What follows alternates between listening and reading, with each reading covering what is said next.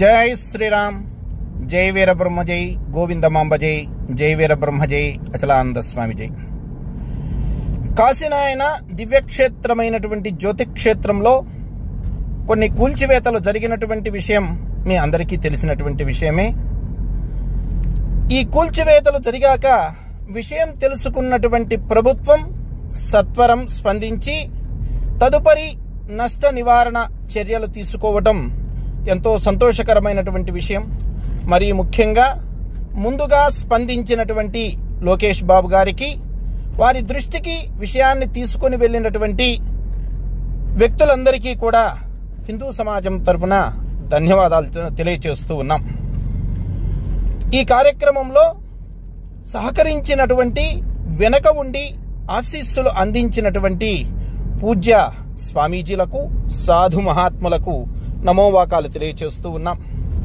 అలాగనే ఆర్ఎస్ఎస్ జాతీయ భావాలు కలిగినటువంటి సంస్థలు, విశ్వ హిందూ పరిషత్, అలాగనే సమరసత, ధర్మజాగరణ ఇత్యాది సంస్థల ద్వారా విశేషమైనటువంటి స్పందన వచ్చి సమస్య పరిష్కారానికి వారు పూనుకున్నారు. సత్వర చర్యలు తీసుకోవడానికి ఇది ఉపయోగపడింది. అయితే చాలా మందిలో ఒక అపోహ వచ్చింది. ఎందుకు వచ్చిందో తెలియదు కానివ్వండి, కూల్చినటువంటిది కాశీనాయన అన్నదాన భవనాలు కాదు, బాత్రూములు, మరికొన్ని నిర్మాణాలని కూల్చటం జరిగింది. అయితే అన్ని భవనాలకి నోటీసులు ఇచ్చారు. అధికారుల నుండి, ప్రభుత్వం నుండి తదుపరి ఎటువంటి కూల్చివేతలు ఉండవు అనేటువంటి భరోసా లభించింది. హిందూ సమాజము ఆందోళన చెందవలసినటువంటి పని లేదు.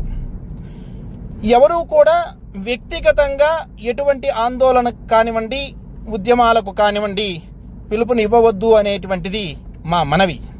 అటువంటిది ఏదైనా జరిగితే, సమస్య పరిష్కారం కాకపోతే కాశీనాయన క్షేత్రం నుండే మీ అందరికీ పూజ్య స్వామీజీలు అందరినీ కలుపుకొని అందరము కలిసి హిందూ సమాజానికి తదుపరి కార్యాచరణ తెలియచేయడం జరుగుతూ ఉంది.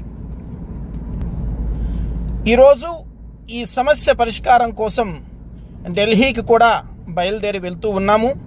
రేపు సంబంధిత మంత్రులతోనూ అధికారులతోనూ మాట్లాడతాము. ఈ సమస్య ఖచ్చితంగా ఓ కొలిక్కి వస్తుంది అని, కాశీనాయన యొక్క ఆశయాలు నెరవేరుతాయి అని, నాకు మురొక్కితే ఏమొస్తుందిరా, ఆకలితో ఉన్న వారికి అన్నం పెట్టండి అన్న కాశీనాయన యొక్క క్షేత్రం రక్షించబడుతుంది అని